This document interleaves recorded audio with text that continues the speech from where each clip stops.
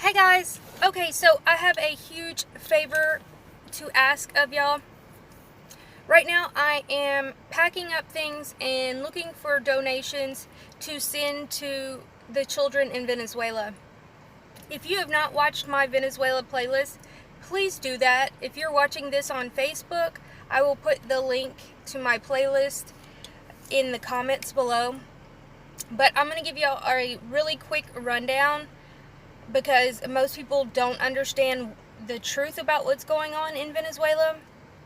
I'm going to start by saying that they are the only sovereign Christian nation still standing without a Rothschild Central Federal Reserve Bank, and that is one of the main reasons that they have been trying to overthrow.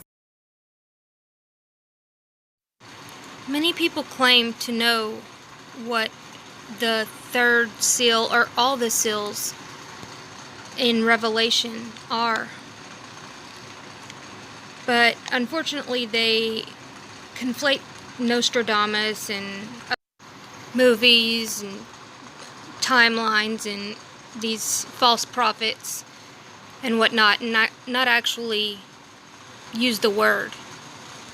But they don't seem to realize that there are many more Christians in this world than just the ones in North America. For those who don't know what the third seal is, the first four seals are the four horsemen. The third seal reveals a rider on a black horse. He carries scales in his hands. A voice in the midst of the four creatures declares that a quart of wheat or 3 quarts of barley will cost a full day's wages. Christians experience economic hardships. You ready for this video? Let's play it. We think that we are being persecuted here in the States. Let's see what Christians in Venezuela are dealing with. And many of us know what's going on in Yemen and the ones that have been pushed out of Israel and Palestine. I won't say any other names, but listen to Jose Cruz here. Okay, so I went to the supermarket or the Abasto to buy some pork chops. 56,350 bolívares. This is butter. Okay, Mavesa. 250 grams of butter. 12,500 bolívares fuertes. And on vegetables, I got some potatoes, 3 potatoes, 1 zucchini, and some greens, and that was 12,362. A total of 81,812 bolívares soberanos, right? So that is just for one meal, and that doesn't include the rice, because I already had some here at the house, or any other condiments that I use for cooking. Now, 81,000 bolívares is the equivalent of 2 monthly wages here in Venezuela. So I have to work 2 months to buy this.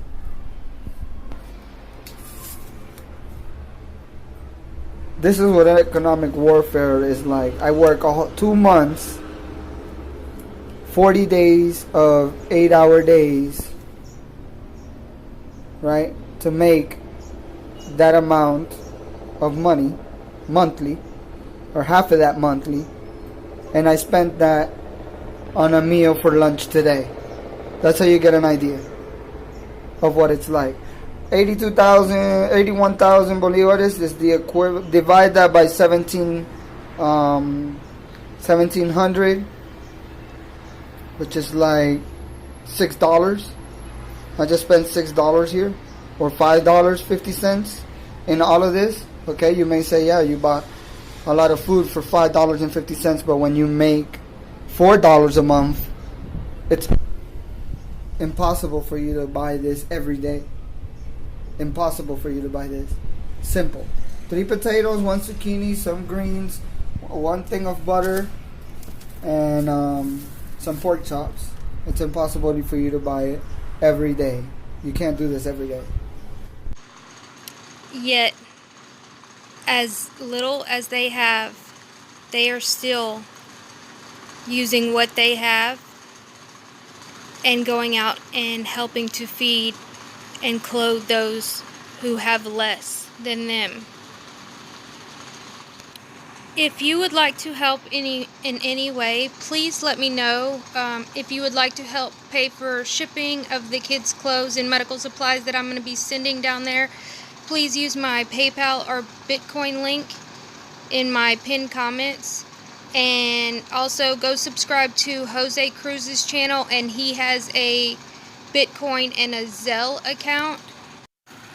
And of course we will provide proof of anything. I will leave a link to his channel down below as well. Years. Or, well, more than that, but that's not the point. I just want to give y'all a really kind of short clip, because people don't understand it. I know people are like, oh, too bad they voted for socialism, whatever. That's not it at all. And the mainstream media is just absolutely blatantly lying about it. Okay? Let me just give you a quick synopsis. In the 1970s, we had a ban on our oil exports. We wanted to become energy efficient here in the States, okay? And what they did was they placed a ban on all exports of our oil to other countries. That way we can build up our reserves. We did make some exceptions with a few countries, right? Canada and Mexico. But anyway, during the prior administration, they pushed through this bill pretty much at midnight or whatever, and lifted this this ban on the exports, which only helped one group of people, and that would be big oil. It doesn't help our country at all, because now we're less stable with our energy independence, but the oil companies would profit immensely, okay? And so during the last administration, they lifted that ban. And what happened was, when they lifted that ban, we started pumping out oil like it was water or something. Already at that time, it was in 2015. At that time, there was already a surplus of oil on the market. And so what would normally happen is OPEC would, and they did say they wanted everybody to cut back on their production. That way they wouldn't have a huge surplus. Because when there's a surplus on the market, that means they're not making as much money. You know, supply and demand, okay? Well, we're not an OPEC country. And so we said, screw you, unfortunately. And yeah, we all thought that was a great idea. But we don't know what it actually did to other countries. What it did was, it flooded the oil market with tons of oil, selling it for rock bottom prices, and crashing the economies, essentially, of multiple countries. Even Saudi Arabia almost crashed. And see, people don't hear about that. They only hear about Venezuela. Why is it that they only hear about Venezuela? That's because as soon as we did that, we put sanctions on Venezuela, because that was our money card or whatever. We figured, DC thought that if they were to do that, then Venezuela would bow down to them and say, holy crap, we'll do whatever you want. But that didn't happen. But see, what you're told in the mainstream media is that, well, they only dealt in oil, and when the oil prices went down, they were screwed. That's not what happened. Many countries almost lost their shirts. That's a term, whatever. Almost lost it all. But what they were able to do, first of all, Saudi Arabia knew we were doing it, so they set aside a whole lot of money. Nobody else knew we were doing it. Okay? So why did Saudi Arabia? Well, that's another story. But the other countries, what they were able to do was get loans from the IMF. Or like Nigeria, they had to go get loans from like 20 countries in order to keep them stable.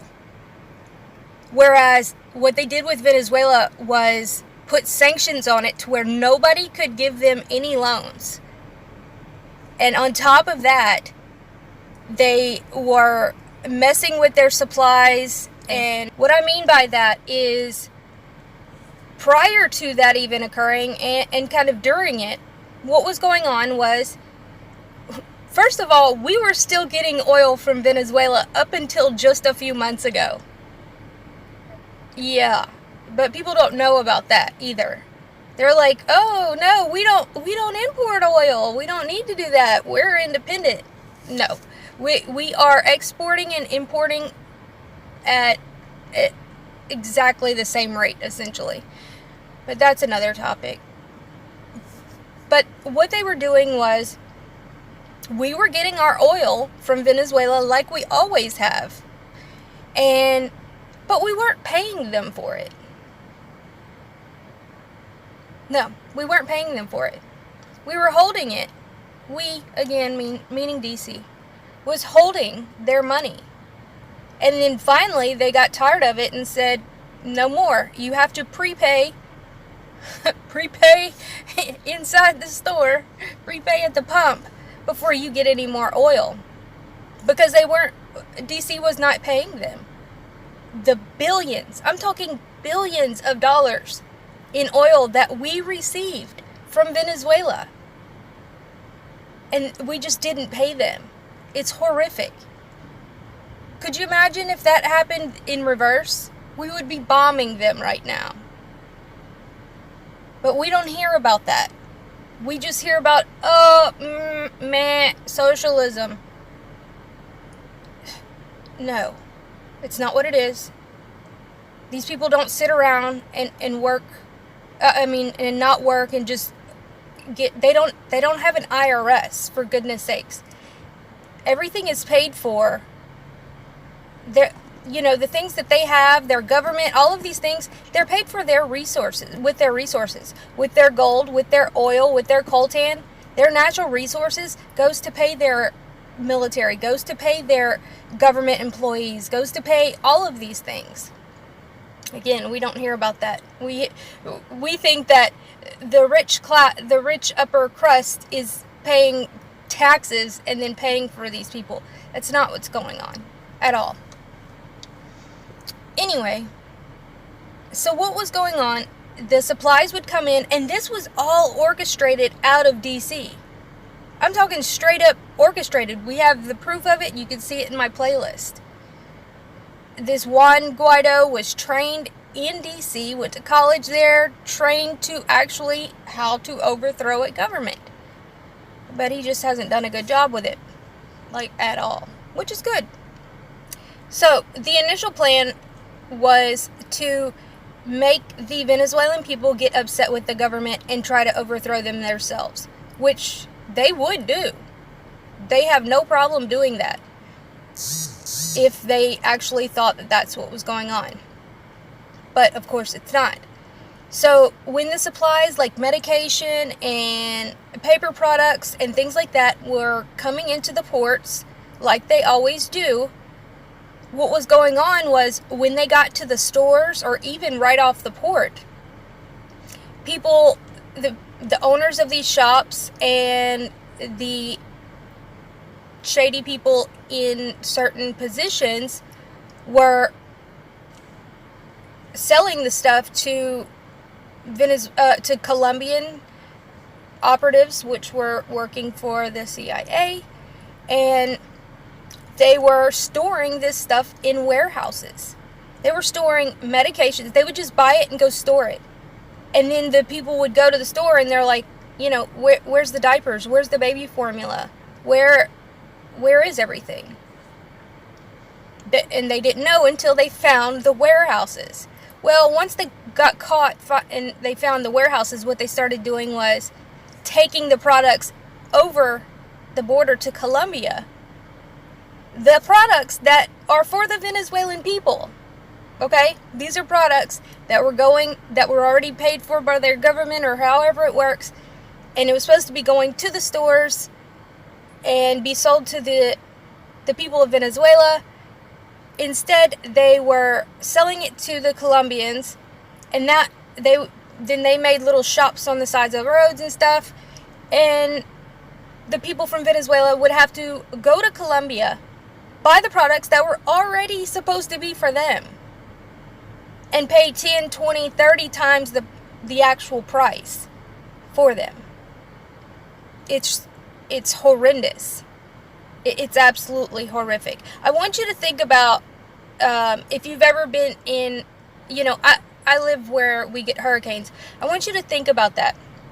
Like, let's say that we know that there's a hurricane coming, and Walmart and all of the non-mom and pop stores, all the, crooked ones, decided that they were just going to take all their bread and water and all of that off the shelves and sell it to like 2 people, and then they're going to charge you $100 for a case of water.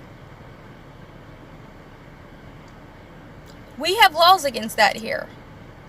Makes us socialist because of restrictions. But anyway, we have laws against that so people don't do that in cases of emergencies and stuff like that. Well, that's what they were doing and continue to do right now. Why? Because the top 1% there, they don't want to, I don't know, they're just angry, okay? Most of the people just don't know what's going on at all. That's just a fact. But anyway, they were all working together and screwing over the little guy. It is essentially what it is. And it's just horrific. It's horrific that they're doing this. And so now we have stopped supplies going in there. Medications, they don't have medications. They don't have nebulizers for the kids. Surgical gloves, none of this stuff because of our sanctions. And not only us, the Bank of England is holding billions of dollars worth of their gold. The gold that, pretty much all countries send their gold to certain places for them to be housed. And then when you want the gold back or you want it refined, then they have that done and send it back to you. Well, the Bank of England decided, nah, we're not going to send it back to you. Why would that be? Well, because that's what we told them. Well, that's what the central banking systems told them to do. Because they're trying everything in their power to crush their economy. And they still have not collapsed. So tell me how socialism is collapsing them. But that doesn't mean things aren't going bad there. They're going bad for the poor people, the working class. And not even just the poor people, the working class. People like you and I. That's who's getting screwed over. Because you go into Venezuela, the supermarkets are stocked in Caracas and all of these places. And you go to the working class areas and it's not. It's empty shelves and everything. But they're amazing people. They have, banded together and people are cooking. I'm going to show y'all some stuff of what's going on right now, which is absolutely amazing, from Jose Cruz's channel and from his brother that he was sending me stuff, some pictures and stuff, because I've made some donations to them, and that's who I'm packing the clothes and stuff for, to send it to them. I want you to just put aside your political bias or whatever you have in your mind, and if it's not for the adults, at least do this for the children there, because no matter if you believe it or not, our country is screwing these people over, and it is hurting the working class children. It's horrific. It honestly is. If I could go down there, I would. You have to have a visa to go down there. But I'm working on that, and I'm going to do like a GoFundMe or something. My Patreon or whatever. I don't know. But I'm just asking for if y'all can help in any way to help with shipping, because I'm about to show y'all all the stuff that I'm shipping. And if you are in the medical field or if you have any, you don't even have to be in the medical field. If you have access to get surgical gloves, nebulizers, for the breathing treatments, test tubes, IVs. I don't know if we can ship IVs. I'll have to check on that. But anything that you have that you can help with,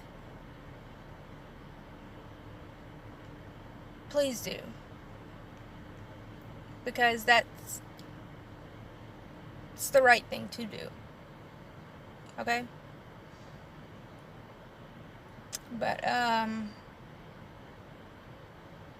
again, they are the last standing sovereign Christian nation without a Rothschild Federal Reserve Central Bank.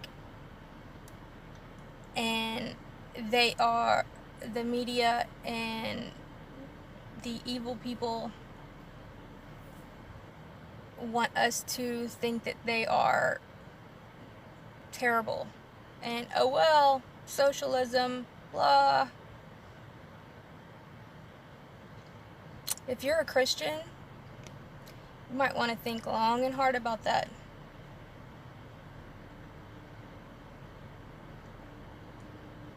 I don't think those borders have anything to do with getting you to heaven. Just saying.